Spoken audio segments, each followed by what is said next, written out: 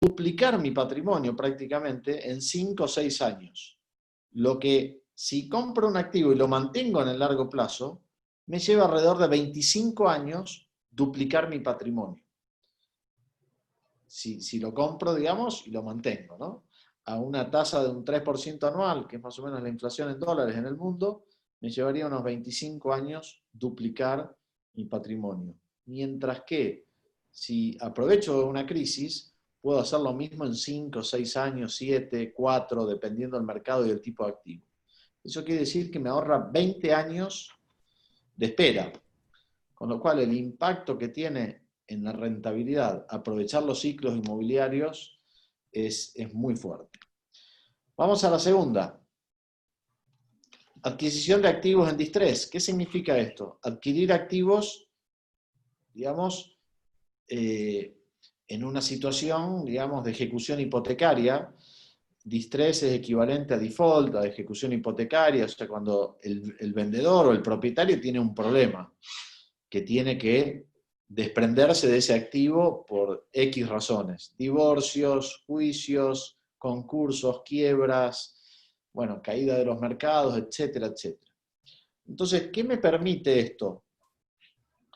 Me permite no solamente absorber, o sea, entrar al mercado, entrar a la inversión ganando dinero, ya que cada vez que invierto un inmueble comprándolo en una inmobiliaria o a valor de mercado, como ustedes saben, el costo transaccional en la mayor parte del mundo, es decir, el costo de compra y venta entre escrituras y comisiones, no baja del 10%, por lo menos yo no he visto por ahora en ningún lugar del mundo que baje del 10%. O sea, costo de compra y venta. ¿Qué quiere decir esto? Que si compro un activo hoy y mañana lo necesito vender, vendiéndolo al mismo valor, perdí el 10% del valor. Es decir, en el momento que firmo el cheque, que compro un activo, estoy teniendo que asumir un 10% de pérdida si lo quiero realizar, ya sea que lo quiera realizar mañana o en 10 años, pero ese 10% se dividirá en 1 o en 10, pero ese costo está.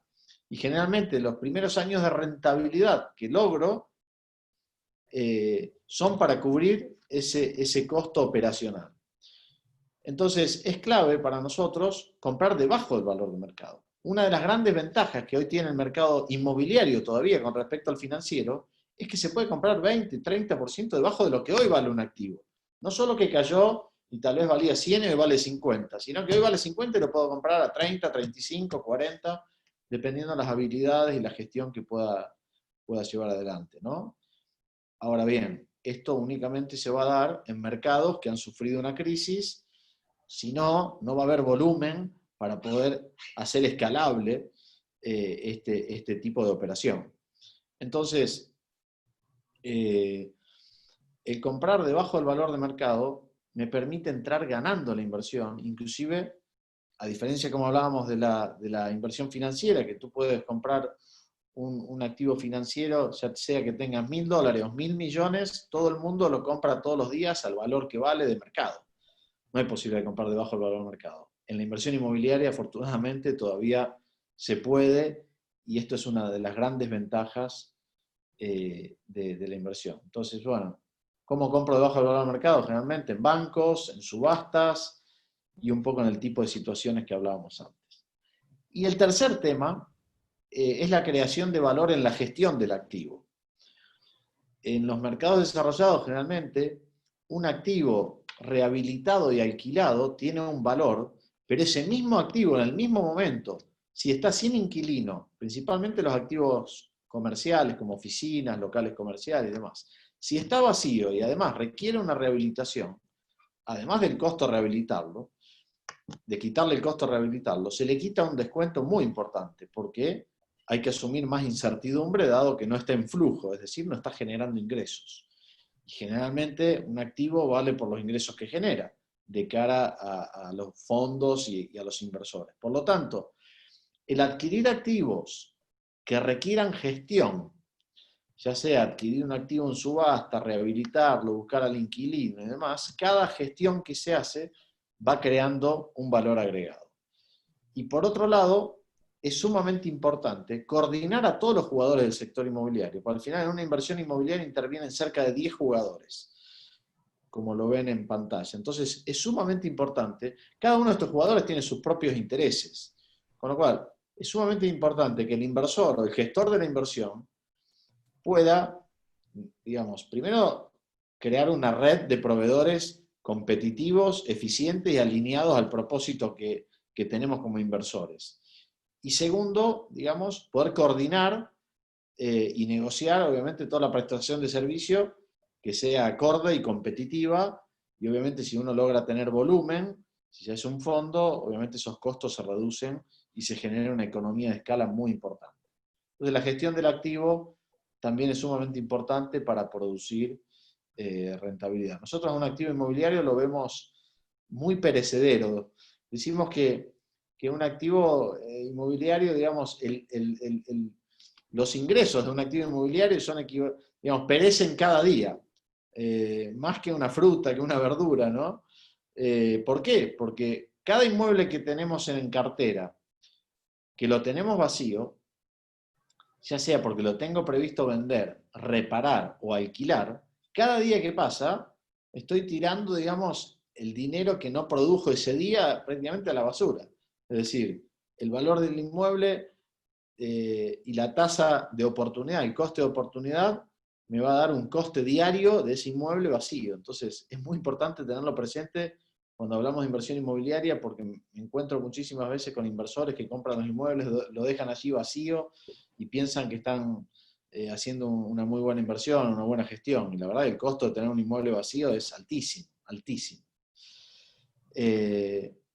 Entonces, como resumen de lo que hemos aprendido durante estos 20 años, les voy a dejar aquí la fórmula de la Coca-Cola que decimos nosotros, ¿no? Es decir, ¿qué visión requiero como inversor profesional para lograr un alto rendimiento en la inversión inmobiliaria? O sea, necesito cambiar un poco el chip. Si quiero conservar patrimonio, como históricamente la mayoría de los inversores tradicionalmente lo hicieron, bueno, puedo seguir haciendo lo mismo. Ahora, si quiero ganar, digamos, y lograr altos rendimientos en la inversión inmobiliaria, nos parece interesante tener en cuenta estas variables, ¿no?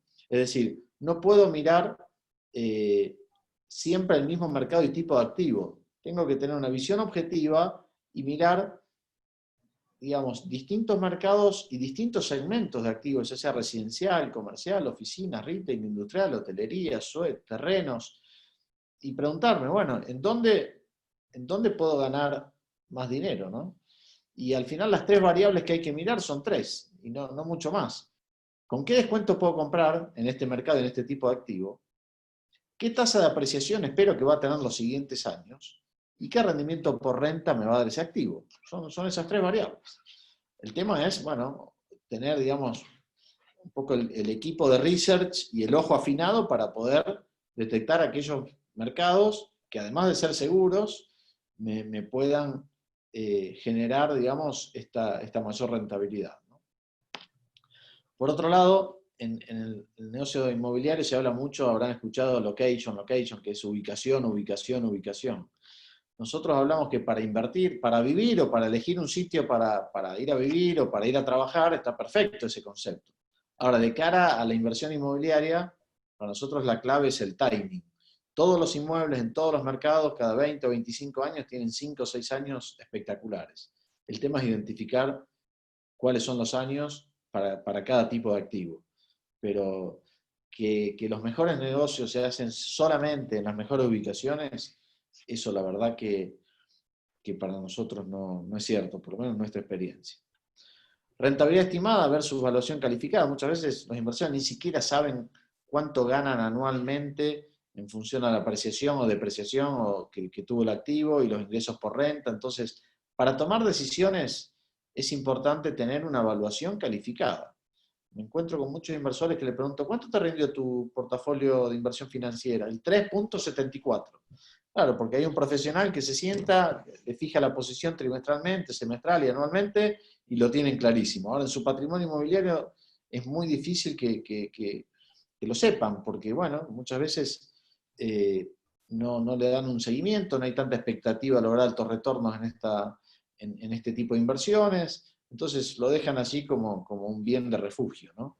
Pero para invertir no es comprar un activo inmobiliario. Invertir es estar permanentemente revisando si invierto más en el tipo de mercado de activo en el cual estoy invertido, si mantengo o si desinvierto y en dónde voy a invertir. O sea, es estar activamente estudiando mercados, estudiando mi portafolio y decidiendo si mantengo, compro más o vendo, y si vendo, dónde compro. Eso es invertir en inmuebles, según nuestra visión. Es decir, una gestión totalmente activa, como la que pueden tener en la gestión del manejo de inversiones financieras, ¿no? Entonces, bueno, adquirir inmuebles con descuentos, que es lo que hablábamos antes, rotar los activos, es decir, bueno, este activo ya llegó a sus máximos o está cerca de sus máximos, ya está. Me mudo y me voy a otro mercado o a otro segmento de activos. Rentabilidad de una variable. Históricamente, cuando alguien le pregunta a cualquier inversor o jugador, inclusive del sector inmobiliario, ¿cuál es el rendimiento de esta inversión? Siempre se van a enfocar en una variable, que es la renta. O sea, es una visión totalmente estática. No consideran el descuento en la compra, porque muchas veces, bueno, no hay acceso a poder comprar con descuentos, con lo cual esa posibilidad prácticamente ni siquiera la consideran, y tampoco la tasa de apreciación, porque sabemos que en el largo plazo la tasa de apreciación es prácticamente cero. Entonces, todo el foco está puesto en la renta. En nuestras inversiones, generalmente la renta de las tres variables es la que menos aporta. Las dos variables que más aportan es el descuento en la compra y la tasa de recuperación del mercado. Por último, generalmente, ¿quién nos ayuda a gestionar estas inversiones? Bueno, asset manager, fondos globales, asesores de real estate. Y bueno, allí pueden ver más o menos los retornos que se pueden lograr con un tipo de gestión o otra, ¿no? Bueno, acá es importante muchas veces destacar que muchos inversores, cuando invierten por primera vez, como nos sucedió a nosotros hace 20 años atrás en un mercado, cometemos el error de creer que el barrio más importante y la ciudad más importante de ese barrio, de alguna manera representa a todo el mercado. Y generalmente no es así. Generalmente la única parte del mercado que funciona diferente es justamente esa. ¿Por qué? Porque se producen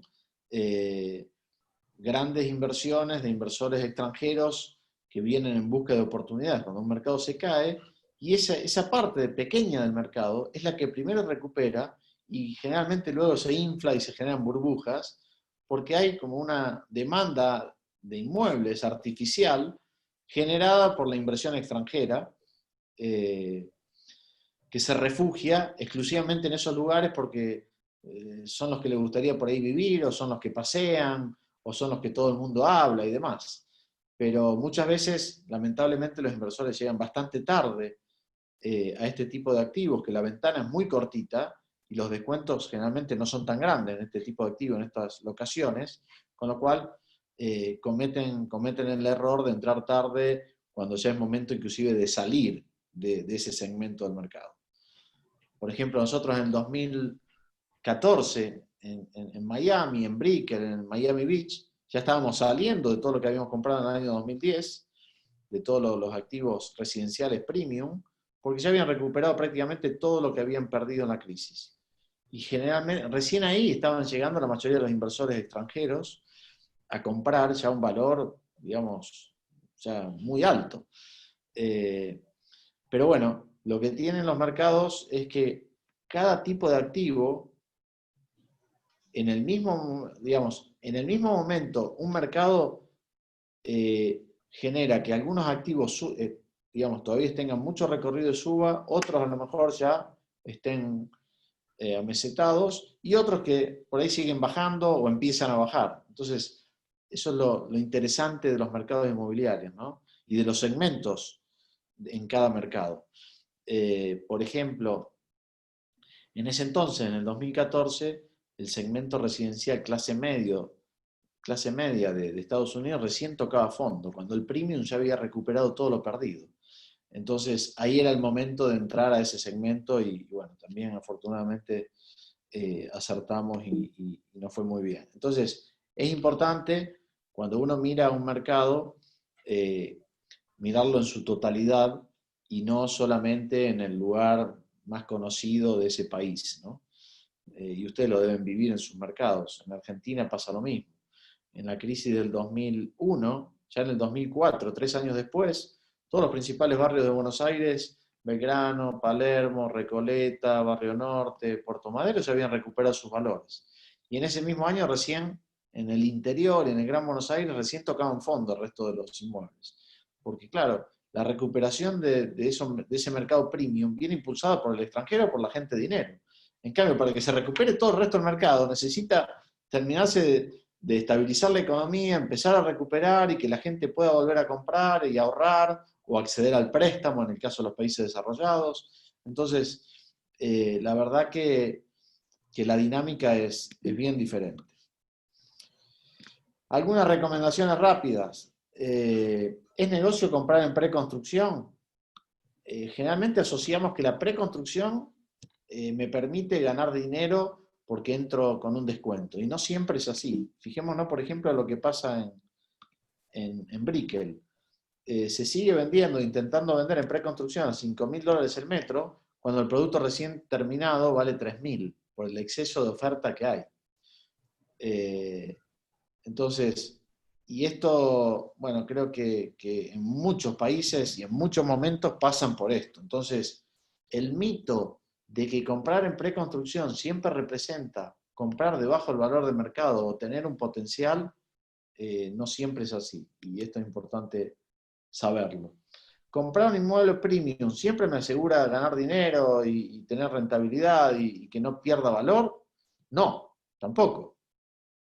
¿Es cierto que son más líquidos? Sí. ¿Es cierto que recuperan más rápido? Sí. Pero no es cierto que no pierden valor. Fijémonos, Puerto Madero, Brickell y Barrio Salamanca, que es el barrio más importante de Madrid, el valor que perdieron en los momentos de crisis. Entonces, no nos creamos estos cuentos que a veces nos quieren hacer creer, ¿no?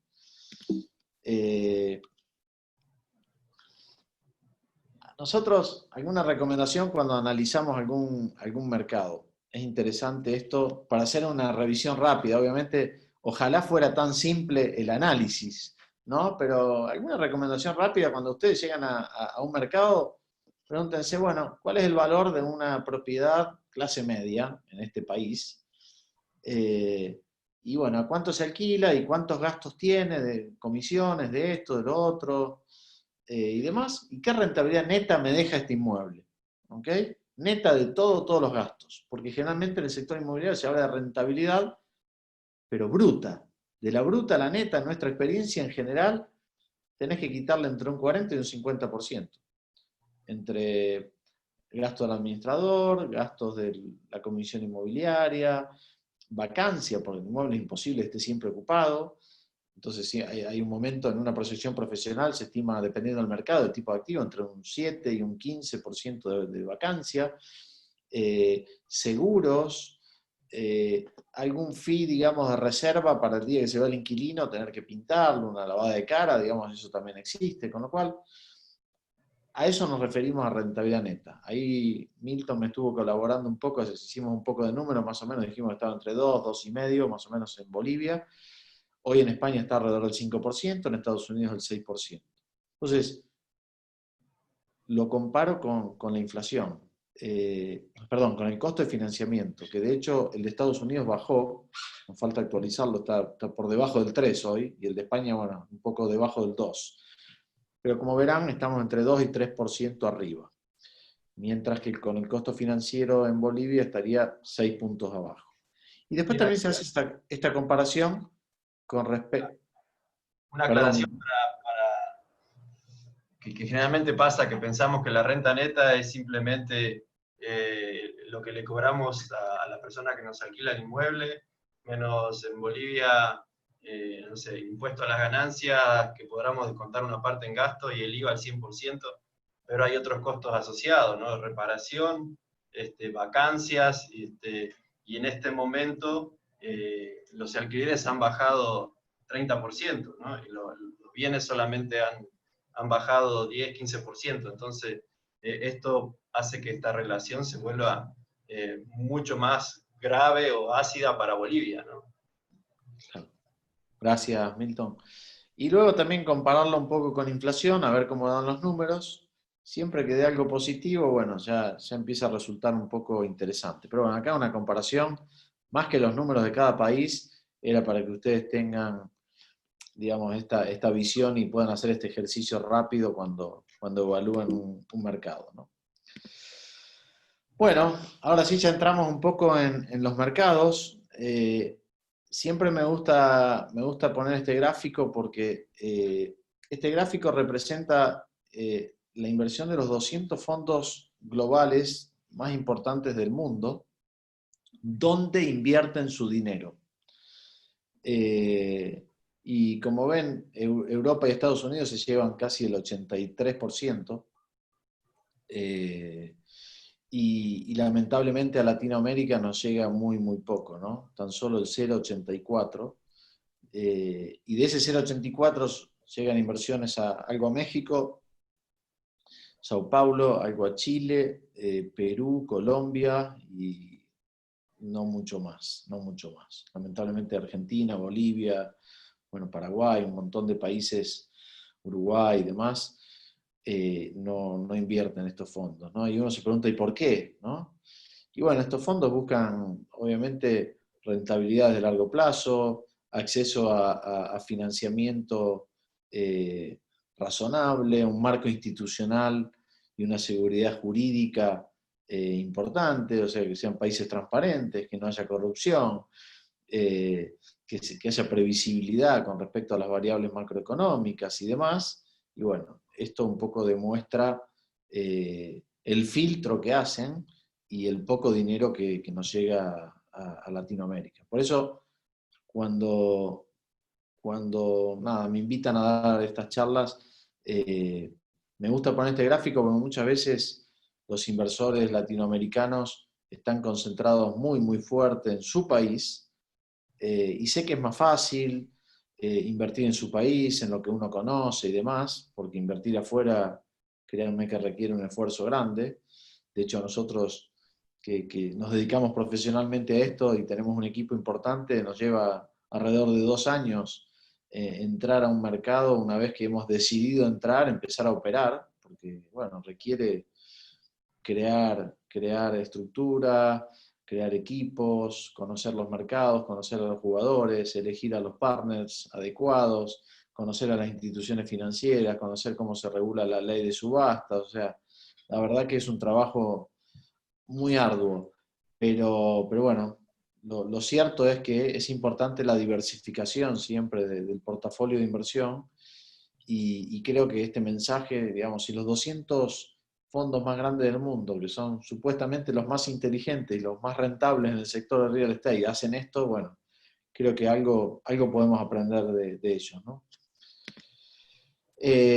Bueno, este es un mapa de atractividad que nosotros hacemos en función a los mercados que miramos generalmente.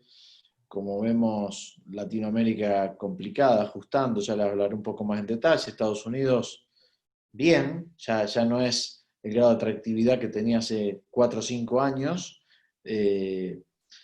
Vemos ahí, bueno, una mancha más oscura que es Detroit, que es una ciudad que cayó en bancarrota 4 o 5 años después de la crisis del 2008, el 2014, cuando el mercado ya de Estados Unidos estaba terminando de recuperar la mayoría del mercado, o gran parte. Detroit recién tocaba fondo, con lo cual es el único mercado que todavía le queda bastante recorrido por recuperar. España, Italia es otro mercado interesante hoy. Bueno, hoy se abren algunos mercados nuevos, como Francia, eh, Portugal y Grecia son oportunos, pero son mercados más difíciles, más pequeños, más difícil la salida, poco líquidos, no tan fáciles de operar. Pero bueno, para que tengan una visión nuestra.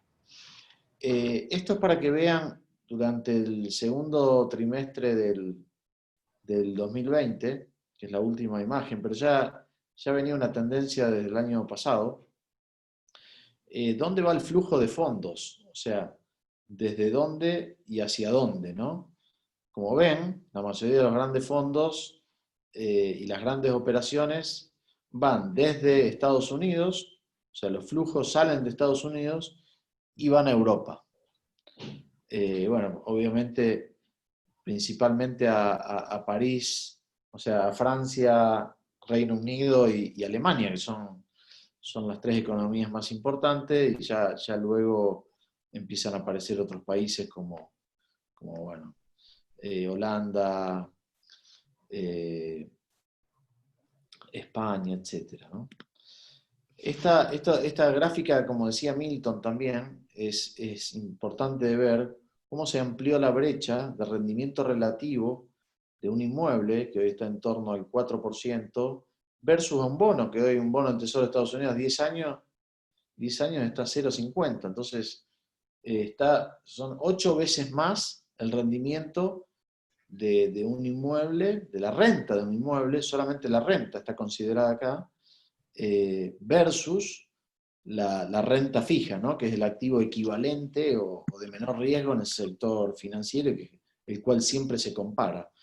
Si ustedes se fijan, no sé, unos 10, 15 años atrás, la diferencia no llegaba a 2 veces.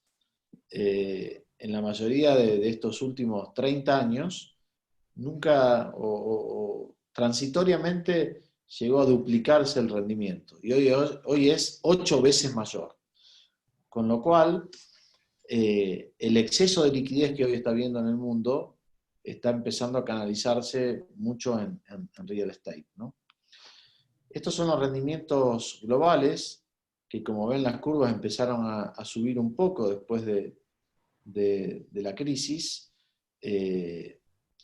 principalmente en el sector de retail, de locales comerciales, y bueno, se está empezando a manifestar también en oficinas. No así el industrial, que fue el gran beneficiado de esta crisis, y bueno, hay mucho apetito por industrial, con lo cual los retornos se mantienen estables, inclusive hacia la baja, ¿no?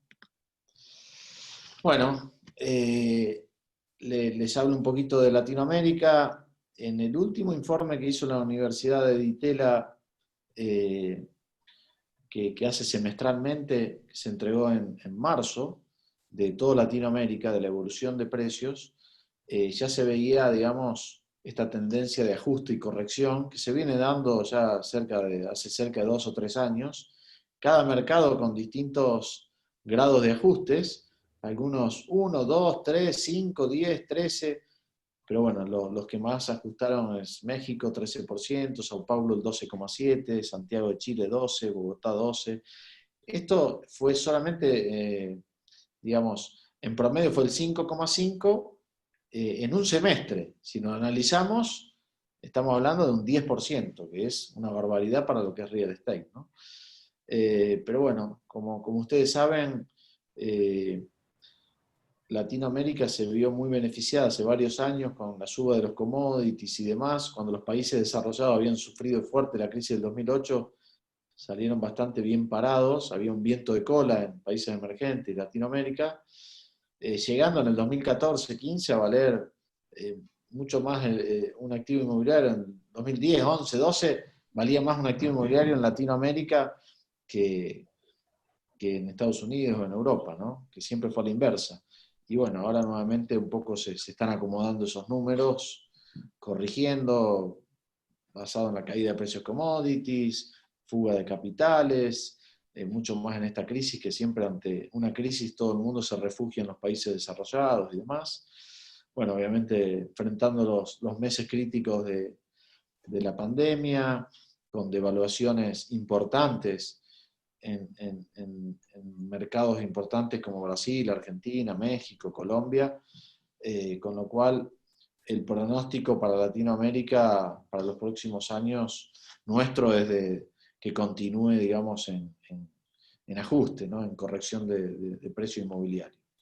Obviamente después hay que detenerse en cada país con detenimiento, pero esa es la foto general.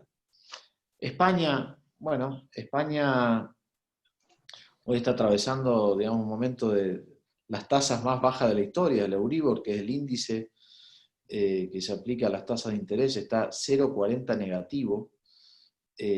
Los otros días leía una nota que hay 16 trillones de dólares invertidos en renta fija a tasa negativa.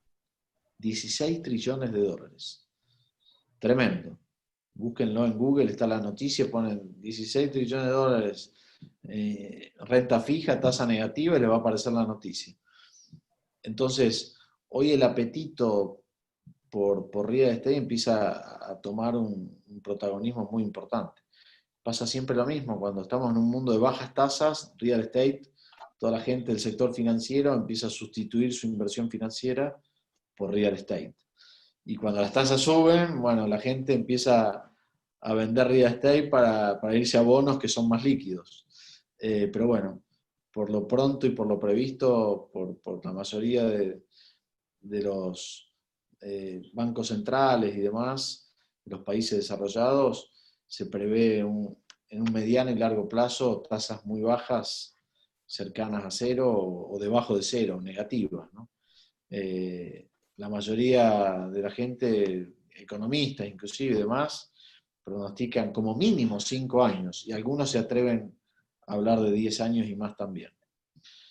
La economía ha caído muy fuerte en España, o sea, recuerden que el turismo impacta, digamos, tiene 15% del PBI de España generado por el turismo. Imagínense con 7 meses ya de no turismo y por lo menos 4 o 5 meses más seguro. Un año sin turismo en España, complicado. España, no sé si tienen el dato, pero es el segundo país que más turismo recibe del mundo, a pesar de ser un país pequeño, después de Francia. Y uno pensaría, ¿y cómo Estados Unidos en qué puesto está? ¿No? ¿Cómo puede ser que España reciba más turismo que Estados Unidos? Y sí, recibe más turismo que Estados Unidos. El año pasado cerró con 83, 84 millones y Estados Unidos con 79. Con lo cual, quitarle el turismo a España es destruirla, ¿no? Pero la buena noticia es que el turismo va a volver, con lo cual se espera, digamos, una recuperación bastante rápida, porque esta no es una crisis por ahora financiera, sino que, bueno, como todos sabemos, es distinta y la gente no ve las horas de poder empezar a salir y volver a viajar. Con lo cual, afortunadamente, se espera que la recuperación sea bastante más rápida. Pero bueno, el hecho es que al día de hoy se perdieron 1,5 millones de puestos de trabajo y eso impactó en un 7,5% en el incremento de la desocupación, ¿no? Que es un nivel muy alto. La ventaja que tiene respecto a otras crisis, que el nivel de endeudamiento de familias y empresas es mucho, mucho, mucho más bajo, y los bancos están como muy sólidos para poder resistir esta crisis. Por otro lado, ya entrando al tema inmobiliario, todavía quedan 150 billones de los casi 300 que había en el 2014, cuando se llegó al máximo nivel de exposición después de la crisis, de activos en los bancos, en distrés. Con lo cual, también hoy está el temor de que, digamos, vuelvan a tener que ejecutarse si la economía se ve muy afectada en los próximos 6 meses, 12 meses, que puedan volverse a tener que... Perdón, ¿me decías algo, Milton? Oh, no, no, no. Ah, perdón. Eh, entonces, el pánico de los bancos es que vuelva a haber ejecuciones hipotecarias, con lo cual hoy están muy incentivados y motivados en terminar de sacar el inventario que les queda para poder de alguna manera estar mejor preparados si el panorama se complica. Por otro lado, se hizo una encuesta reciente de 44 países desarrollados, digamos, cuál era el atractivo para radicarse, y España salió elegido el segundo país más atractivo del mundo para radicarse. O sea, la verdad que España es un país muy agradable, muy barato, muy seguro, con muy buena educación. Entonces, La verdad que hay mucho desplazamiento hoy de gente de Latinoamérica y de otros países de Europa. La mayoría de los europeos que tienen cierto poder adquisitivo tienen su segunda residencia en alguna de las playas de España. Y es muy frecuente que bajen, es como estar en una provincia de Argentina, eh, prácticamente a 1 hora, 2, 3 de vuelo, tenés conexión con cualquier país de Europa. Entonces es un país muy, muy acogedor España para el turismo. Y para tener su segunda residencia, muchísima gente hasta se radica acá y se retira aquí en España. Eh, por ahora, la caída de precio en el mercado residencial del último, digamos, del reporte del tercer trimestre de lo que va del año fue tan solo el 0,4, se esperaba por ahí un poco más de ajuste. Igual se estima que con el correr de los meses el ajuste pueda llegar en los próximos 3 a 6 meses promedio a un 5%. Obviamente estos son promedios, hay ciudades que tuvieron un impacto de un 3, otras de un 5, otras subieron un 1 o un 2, pero la realidad es que estadísticamente el promedio actual es menos 0,4 el mercado residencial. Hubo un 32% en la caída de operaciones, como es lógico, si le quitamos un tercio al año prácticamente de actividad, la caída viene bastante en consonancia con la inactividad que hubo durante los 3 meses de confinamiento total de España. Los activos más afectados, como todos imaginarán, son oficinas, locales comerciales y hoteles, con un ajuste de precio sí aún mayor, que se espera que ronde entre un 5 y un 20%. Lógicamente va a depender del tipo de edificio, del mercado, etcétera, etcétera, etcétera, ¿no? De la ciudad, de la ubicación, de muchas variables, de lo atractivo o no que sea el inmueble, etcétera. Por otro lado, hicieron otra encuesta, los 72 fondos que invierten generalmente en España, son muy grandes, y prevén invertir 40.000 millones en los próximos 18 meses. Esto casi triplica el récord de inversión que viene teniendo España en los últimos 4 años, que ronda los 13.000, 14.000 millones anuales.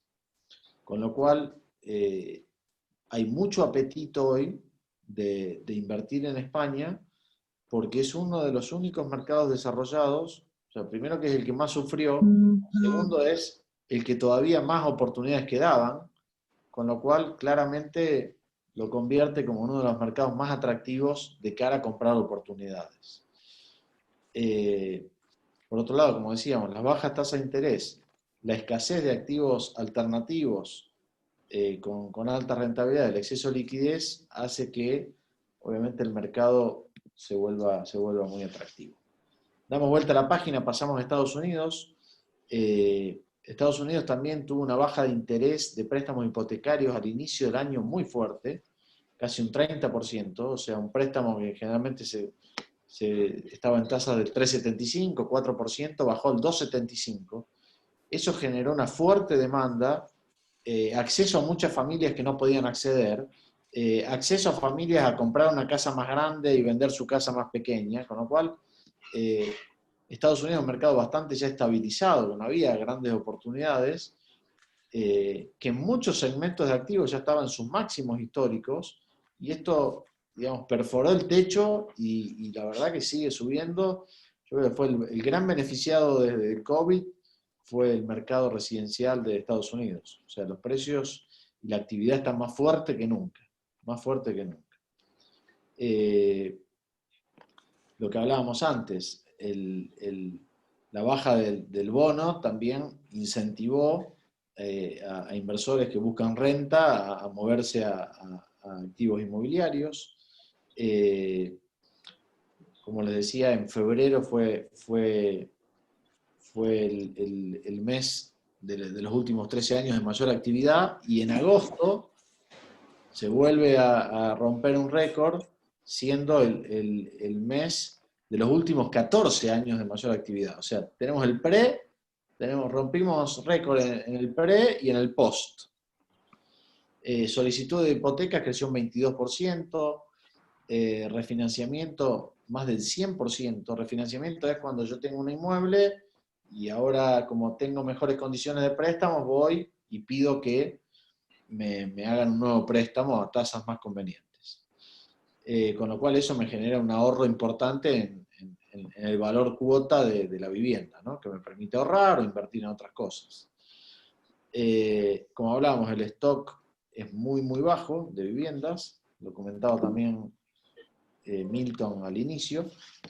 El valor, este último año, el valor de venta medio se incrementó 14% de agosto a agosto, o sea que es una barbaridad. El volumen de ventas también había crecido mucho en los meses de junio y julio. El mercado de oficinas está sufriendo, como todas las oficinas en el mundo, está habiendo un ajuste entre un 5 y un 10% en el valor de las alquileres.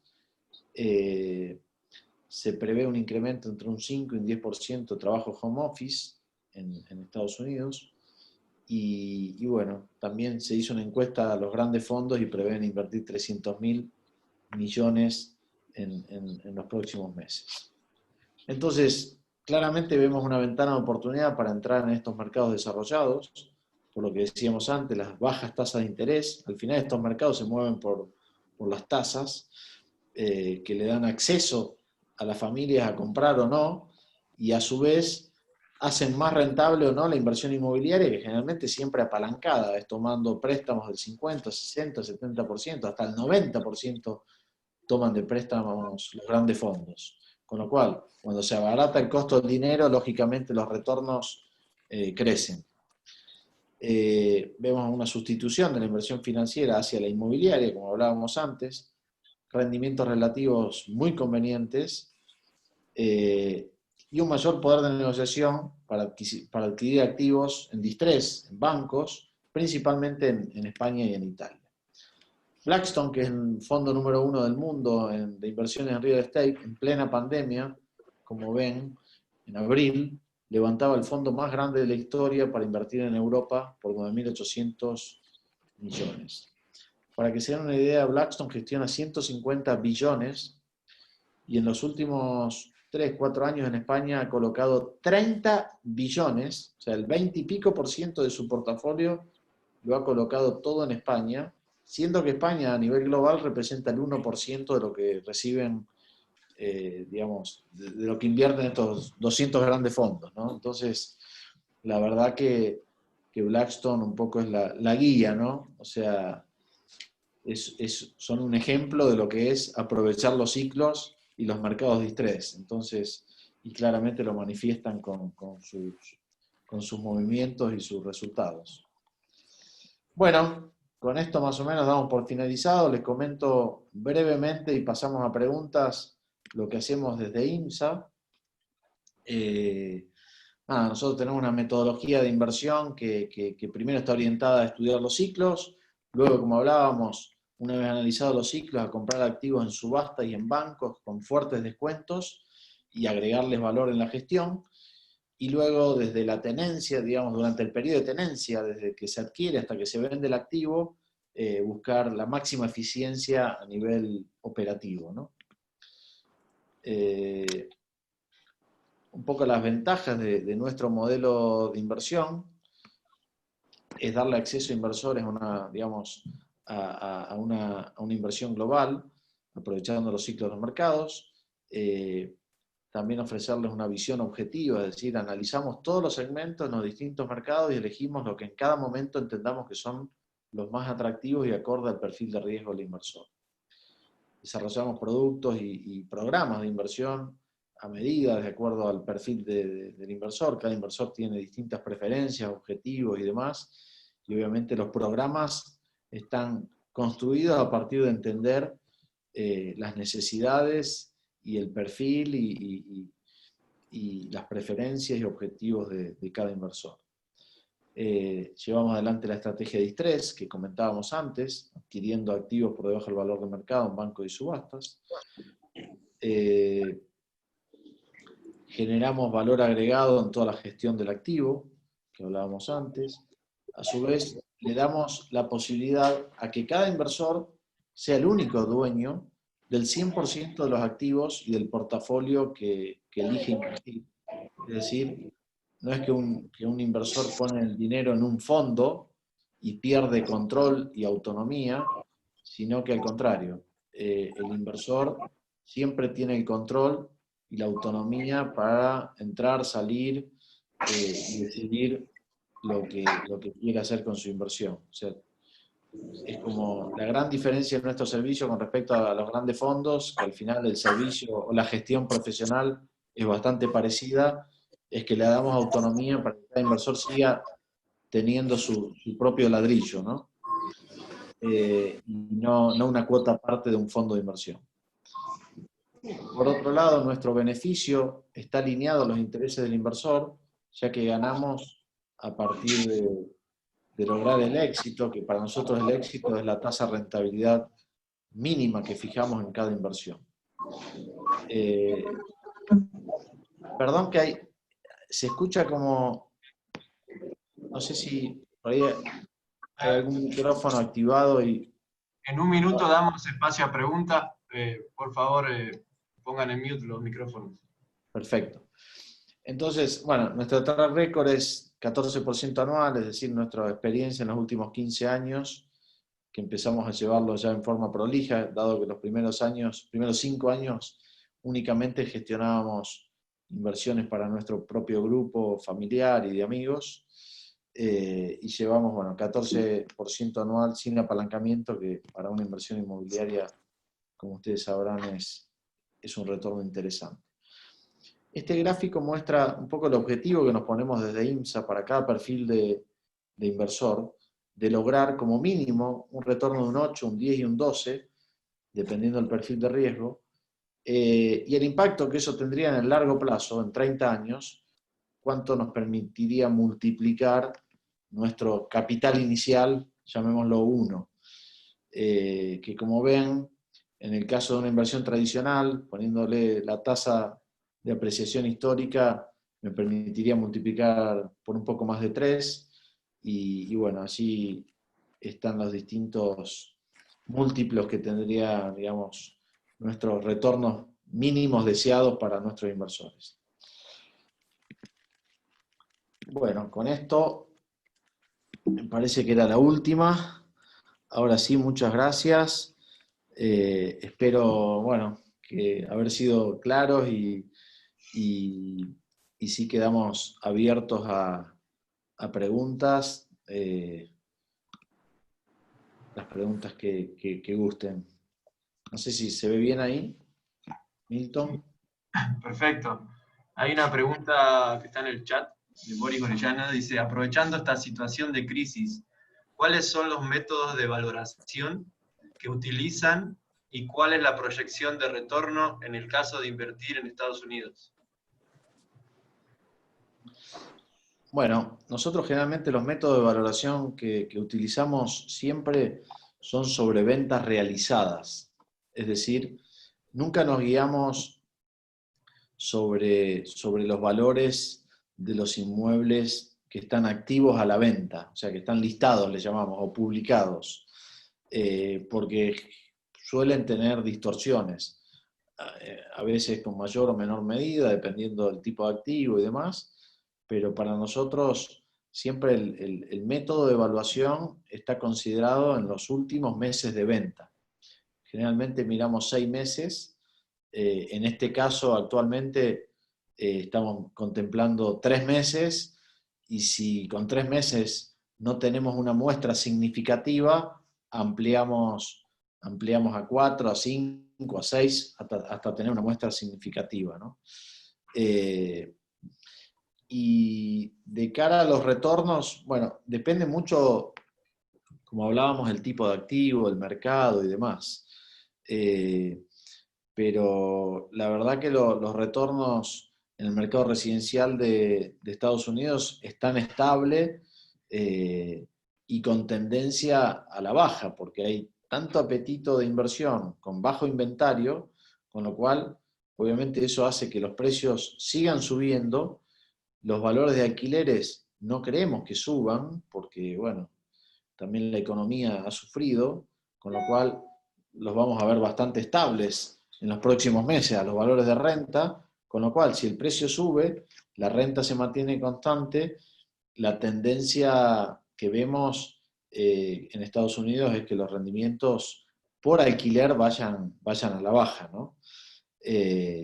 Y las tasas de apreciaciones sigan siendo muy robustas como lo vinieron siendo estos últimos años. Es decir, no vemos que Estados Unidos, el mercado residencial, le haya impactado negativamente esta crisis. Todo lo contrario. De hecho, por ejemplo, los edificios residenciales, que se les llaman multifamiliares, históricamente tenían un retorno por alquiler en torno al 6,5, 7%, los clase media o media baja, y hoy se están haciendo operaciones a menos del 5, 4,5, 4,75, 5%. Eso muestra el fuerte apetito inversor que hay en búsqueda de rentabilidades, ¿no? Espero haber sido claro con la respuesta. Hay otra pregunta. Marcelo de la Rosa. El Return on Investment, el ROI, confírmenme si es entre 8 y 14 después de impuestos. Su porcentaje es después de impuestos. ¿Cuánto es el impuesto a las utilidades en España? Todas las proyecciones, los retornos siempre son expresados antes de impuestos, dado que, bueno, cada inversor y cada persona tiene su estructura y suele impactar de una manera por ahí diferente, con lo cual siempre lo hacemos antes de impuestos. En España el impuesto a las ganancias es del 25%. Pero también está antes del leverage. En el caso de España... Exactamente, antes del leverage. A nosotros nos gusta siempre plantear el negocio tal cual es. Es decir... Standalone. Claro, tal cual, standalone.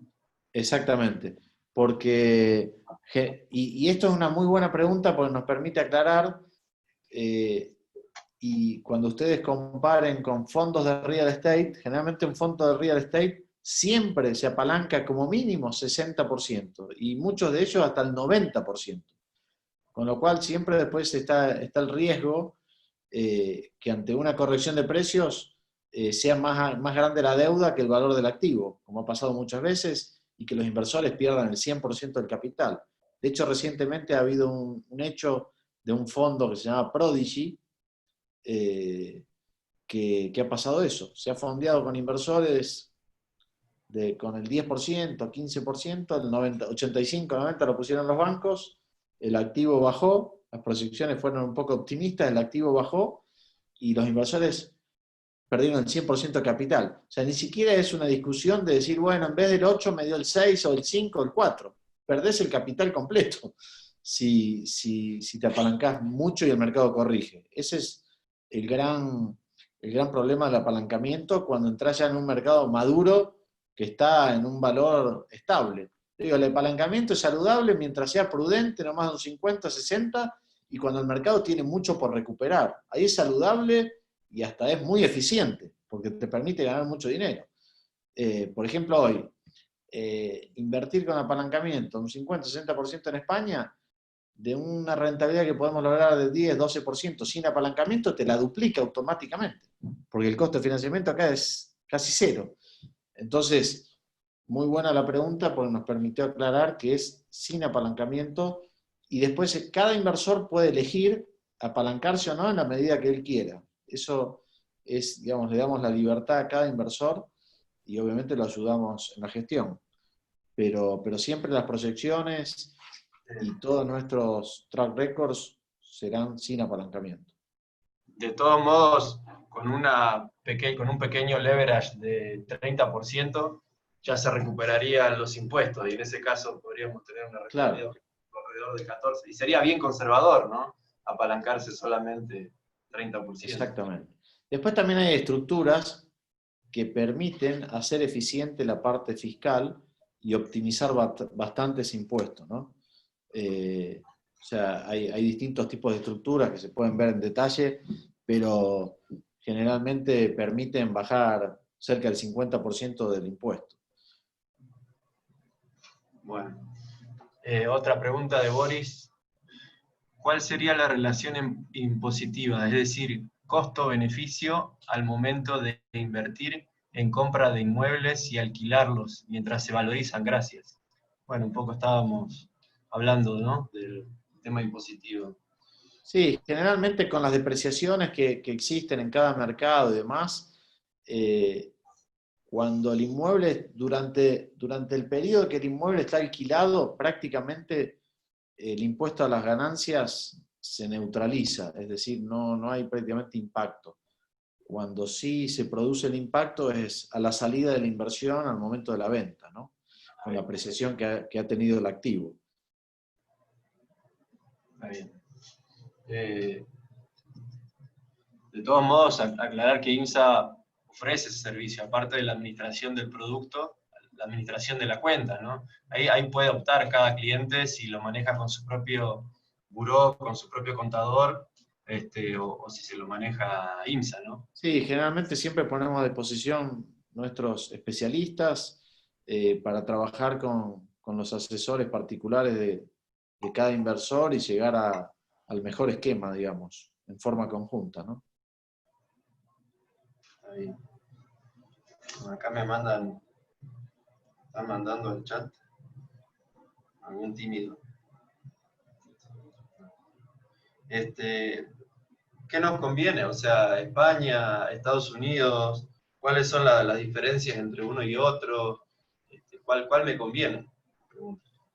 Eh, bueno, como hablábamos, Estados Unidos eh, tiene muy pocas oportunidades, estamos en valores históricamente altos, con un mercado, digamos, con muy bajo inventario, con lo cual las rentabilidades siempre en Estados Unidos van a ser bastante más bajas que en España, digamos que ya eran más altas y con esto, al producirse alguna corrección y haber muchas más oportunidades para poder entrar con fuertes descuentos, lógicamente los retornos de España van a ser mucho más altos. De todas maneras, digamos, fuera del genérico de Estados Unidos, como hablábamos antes, nosotros estamos invirtiendo, en el único mercado que estamos invirtiendo actualmente en Estados Unidos es en Detroit, que es un mercado pequeño, digamos, obviamente no se lo puede comparar con España porque es una ciudad y no un país, pero la verdad que el mercado está funcionando muy bien, allí los retornos por renta son muy altos, los más altos del mundo, y estamos hablando de Estados Unidos y en dólares, en moneda dura y demás. La renta de un inmueble está en torno a un 8, un 9% neto, neto de todos gastos. Si hablamos de la bruta que se habla en el mercado inmobiliario, estamos arriba del 15%, con lo cual, digamos, obviamente hay que entender un poco más el perfil del inversor, los montos a invertir y demás. Siempre es bueno diversificar si está la posibilidad. Y obviamente a un mercado como España, comparándome España y Detroit, que son los mercados a nuestro entender, que se pueden lograr rendimientos más altos, y de hecho son los que estamos invirtiendo únicamente, la composición de la cartera obviamente debería tener mayor peso de España, porque es un mercado mucho más grande que Detroit, ¿no? Pero recomendamos Detroit, sí, 100%, porque es un mercado, como decíamos antes, que la recuperación empezó 5 años después que el resto del mercado de Estados Unidos. Y la caída fue mucho más profunda que el resto del mercado de Estados Unidos. Con lo cual, le queda todavía mucho recorrido de recuperación, con altos retornos todavía por alquiler, ¿no? Bueno, muy bien. Jaime Lozano, ¿IMSA cobra alguna comisión por la compra de los inmuebles? Sí, claro, bueno, pero, a ver, Mariano. Sí, nosotros cobramos un determinado fees durante la gestión, que son fees operativos para poder cubrir un poco la operación al día a día. Ahí no está nuestro beneficio, sino que nuestro beneficio está con el fee de éxito que le llamamos. Los fees operativos de gestión son bastante bajos considerado el valor que agregamos. El fee de compra, por ejemplo, es el 2% del valor de la compra, mientras que compramos activos con mínimo 25-30% debajo del valor de mercado, con lo cual, aún pagando nuestros fees, el inversor termina adquiriendo un activo a menos 20 o menos 22 o menos 23.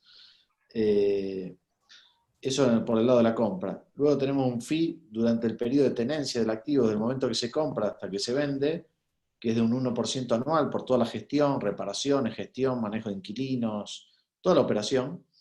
Y luego cobramos un fee al momento de la venta, que es por única vez del 1%. Habiendo neteado todos esos fees y todos los gastos de operación, etcétera, etcétera, cuando vamos a la línea final, cuando los activos se venden, generalmente estos son programas de inversión a 3, 4 o 5 años, y cuando los activos se venden y se liquida absolutamente toda la operación, es el estado de resultados total, fijamos un retorno preferente que va entre un 7 y un 9% anual neto para el inversor. ¿Esto qué quiere decir? Para hacerlo fácil. Supongamos que es una inversión a 4 años, que en los 4 años la línea final entre ingresos por renta y apreciación del activo una vez vendidos, descontando todos nuestros fees, los costos de entrada y salida, absolutamente todo, supongamos que da, no sé, un 50%. Esto quiere decir un 12,5% anual. Entonces, ¿cómo se liquida la operación? 12,5 dio la operación. Por ejemplo, si fue una operación con un preferente del 8%, el inversor se lleva ese 8% y quedarían 4,5% para distribuir, en el cual lo compartimos con el inversor. Con lo cual nos llevaríamos nosotros 2,25% y 2,25% se le sumarían a ese 8%, con lo cual el inversor se terminaría llevando el 10,25%. Disculpen que así en el aire, no sé si es entendible, pero nada, esa es un poco la forma en la cual cobramos nuestra gestión. El punto es que se fija una rentabilidad objetivo alrededor del 8%, que igual en moneda dura y con la seguridad del real estate es bastante alta, y de ahí todo lo que se excede se va a 50 y 50, ¿no? Como generalmente se hacen todos los negocios en Bolivia, acá le dicen River Plate, ¿no? 50 y 50. De esa Sí, la manera verdad, se garantizan que los intereses están alineados. exacto, sí. Puede sonar un poco alto compartir el 50% del beneficio, pero lo cierto es que lo compartimos a partir de un 8% o 9 o 7, dependiendo del tipo de inversión, que prácticamente es el doble o el triple de la rentabilidad normal que puede obtener un inversor pasivamente en un inmueble, ¿no? Entonces, la verdad que nos ponemos un piso bastante alto y por eso también es que buscamos compartir parte importante de ese excedente del piso fijado. Bien. Ceci Montalvo, en España, ¿en qué ciudades recomiendan la compra de inmuebles? Bueno, hasta antes del COVID, la verdad que la recomendación era más en ciudades, en capitales de provincias no tan importantes, porque en Madrid, Barcelona, Málaga, los valores se habían recuperado muy fuerte, quedaban muy pocas oportunidades, y generalmente en las zonas periféricas, ya en los centros de estas ciudades no había oportunidades, con lo cual nosotros estábamos más activos, seguíamos obviamente buscando y adquiriendo algunas oportunidades allí, pero nos costaba cada vez más. Entonces estábamos más activos en provincias como Valencia, Zaragoza, Córdoba, Sevilla. Actualmente, con esta crisis que trajo el COVID, volvemos a ver y a encontrar oportunidades en las principales ciudades. Como hablábamos antes, los ciclos, las recuperaciones siempre vienen por las principales ciudades y luego empiezan a derramar en el resto de la población. Con lo cual, tuvimos que cambiar la estrategia y volver un poco a los mercados más conocidos. Por temas políticos y todo lo que ustedes conocen de Cataluña, no estamos invirtiendo en Barcelona. A nuestros inversores les genera un poco de miedo, digamos. Entonces, estamos muy concentrados en Madrid, en Málaga y Valencia actualmente. que son los primeros mercados que van a recuperar y pronto ya habrá tiempo para volver a entrar en los mercados más secundarios, ¿no? Muy bien. Otra pregunta, Jaime Lozano. ¿La compra de los activos se escrituran en favor del inversor? Siendo el inversor extranjero, ¿cuáles son los requisitos? Generalmente, buena pregunta. Sí, efectivamente, todos los inmuebles van en cabeza, digamos, de la estructura que se haya armado para el inversor de común acuerdo. De hecho, el único que maneja la estructura es el inversor, a no ser que por razones operativas nos otorguen algún tipo de poder para gestiones operativas. Generalmente, la forma más eficiente fiscal y por temas de impuesto sucesorio que en la mayoría de los países existe, eh, las inversiones se estructuran con una sociedad extranjera que dependiendo, bueno, el mercado y la parte fiscal, se elige que sea o en el país de origen, en este caso Bolivia. Solemos utilizar estructuras de Uruguay para inversores argentinos también, que es muy efectiva. Solemos utilizar compañías de las Islas Vírgenes, que son las BVIs, y luego esa compañía es la accionista de la compañía local, que es la que invierte y compra los activos, ¿no? Entonces, generalmente las estructuras son siempre así. Habrá que ver caso a caso la particularidad, digamos, de cada inversor y del mercado de Bolivia para entender cuál es la mejor figura para cada inversor de Bolivia, ¿no? Pero generalmente es con una compañía extranjera y luego la compañía local, que es la que adquiere los activos y lleva adelante toda la operación. Muy bien. Bueno, relacionado a eso, acá me pasan, bueno, la tasa de financiamiento para leverage en España le llama la atención.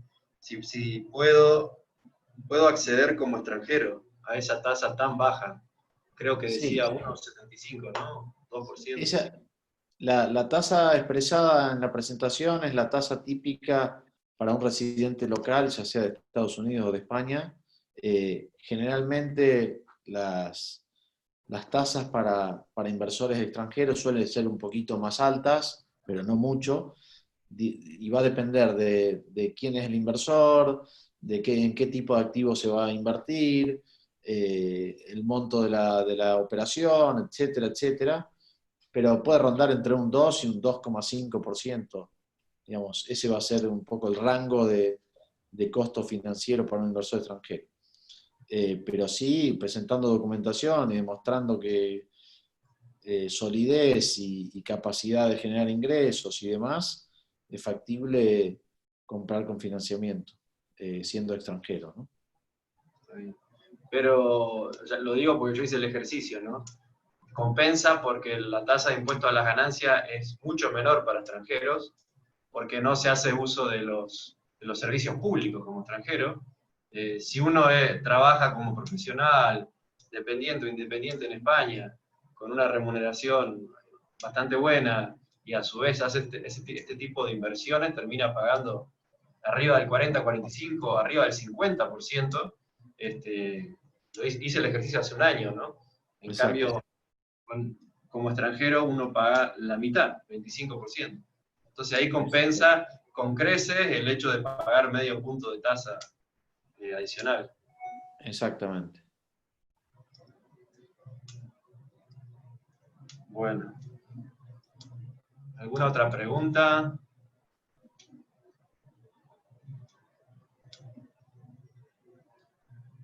Bueno, acá me preguntan, how much?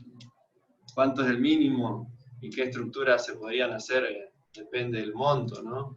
Si se compra a través de un fondo, ya contestamos, se puede escriturar, pero también creo que hay la opción, ¿no? Depende del monto. Sí, nosotros creamos, digamos, estructuras de inversión a partir de 1 millón, que es la que permite de alguna manera ser eficientes en toda la parte, digamos, operativa, en la parte fiscal, en la parte, eh, digamos, para poder diversificar también y no utilizar todos los recursos muchas veces para un solo inmueble, $1.000.000. Lo que sí hemos tenido casos en los cuales se conforman grupos, digamos, de familia o amigos que por ahí para probar quieren empezar con un poco menos, entonces se crea un vehículo entre 2, 3 familias o amigos y ellos invierten en forma conjunta. Lo que pedimos es que en ese caso siempre haya un solo interlocutor en la relación con nosotros, que ese interlocutor puede ir variando en el tiempo, pero para hacer más eficiente la comunicación, la toma de decisiones y los avances en el día a día, digamos, centralizar un poco todo lo que es la comunicación y toma de decisiones. Así que nada, esos serían más o menos los mínimos y las posibles formas de acceder con montos menores agrupándose, ¿no? Otra pregunta interesante y claro, dice, ¿a cuántos años serían las inversiones y si son diferentes los periodos para invertir en Estados Unidos y versus España? Generalmente los procesos son entre 3 y 5 años. Los plazos tanto para España como para Estados Unidos también son similares, dado que son los años que nos permite tener cierta visibilidad y asegurarnos, digamos, que los inmuebles crezcan a esa tasa que veíamos al inicio, a esa tasa acelerada, ¿no? de recuperación y expansión. Ya luego generalmente se empieza a mesetar la curva y ya no se pueden generar esas altas rentabilidades, con lo cual es importante desinvertir y también evitar, digamos, quedar atrapados, digamos, en una posible corrección de precios o estabilización de precios. Entonces, generalmente es entre 3 y 5 años para ambos mercados. Bueno, acá no tengo más preguntas. Me sacan el chat. Acá hay uno interesante. Esas tasas tan bajas en España, ¿cuál es el estimado de su duración? ¿Cómo sería? Bueno, son préstamos de largo plazo, van desde 10 hasta 25 años, dependiendo lo que se elija, ¿no? Pero son tasas de largo plazo. Obviamente las tasas, si son variables, pueden ser un poco más bajas. Ahí estábamos hablando de tasas fijas. Las tasas variables pueden valer, dependiendo del plazo del préstamo, pero entre 0,25 y 0,50 menos. Pero bueno, también es cierto que si se prevé una salida en 3 o 4 años, no se ve el riesgo de que las tasas suban, al contrario, creo que van a estar bastante chatas por un par de años, con lo cual asumir una tasa variable no implicaría un riesgo si se sale de la inversión en 3 o 4 años y se podría entrar a una tasa más baja. De todas maneras, muchos inversores optan por pagar un poco más y estar más tranquilos y dejarla fija, ¿no? Depende del perfil de cada Exacto, inversor. exacto. Bueno, creo que no hay más preguntas. De todos modos, después me pueden pasar la pregunta que quieran, me pueden llamar, o sea, está abierto para seguir charlando. También creo que ahí, Silvina, te queda la información, ¿no? de cada asistente para tener un canal directo con ellos. Gracias, Nilton, un placer haber estado compartido este encuentro con todos y obviamente sí quedo a disposición. Hay una pregunta más, perdón. ¿El retorno varía? Claro, sí. Lo hablamos recién. Depende cuánto sea el apalancamiento. El apalancamiento se puede hacer que un rendimiento del 14 se vaya al 20. si es que asumís un 70% de apalancamiento, no sé, Mariano. Sí, sí, inclusive con menos apalancamiento, con un 50, imagínate que haciéndolo fácil, a una tasa de un 2%, ante un retorno de un 14, por ejemplo, si vos apalancás la mitad, se te dispara un 27 el retorno, es tremendo. Tremendo, porque al final pagás del total, si es 2% sobre la mitad, pagás 1 sobre el total. Con lo cual, 14 lo multiplicás por 2 te da 28 y le restás un punto, te queda 27%. Es brutal. Así es. La rentabilidad esa del 14 está tomada sobre el monto total, pero si uno está invirtiendo la mitad, Claro, se, exactamente. se duplica con algunos costos del interés. Estamos hablando que de 14 sería 28, menos intereses puede ser 24, ¿no? Una cosa así. Sí, sí, sí, exacto. Bueno, gracias por el Bueno, de Quiroga. Gracias, Boris, gracias a vos y a todos por la asistencia y la participación activa. muchas gracias a Un placer, todos. que tengan buenos Espero, días. espero que haya sido valioso y nada, estamos aquí atentos a cualquier duda, consulta, comentario. Muchas gracias nuevamente, Milton, por la oportunidad y bueno, y generar este espacio para todos los compatriotas de allí de Bolivia. Que tengan un muy buen día. Gracias. Chao, chao. Chao, Buenos chao, días. hasta luego.